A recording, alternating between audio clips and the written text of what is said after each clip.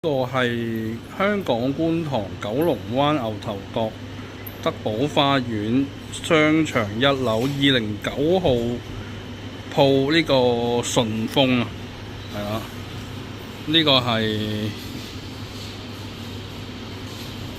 德寶花園牛頭角呢邊嗰間順豐記嘅。佢呢邊順豐209號鋪呢，就有兩邊順豐櫃，1號 TA01，咁就可以喺呢度自取件同埋寄件。咁向前行呢，呢邊就仲有順豐櫃，係啦，有兩邊順豐櫃嘅。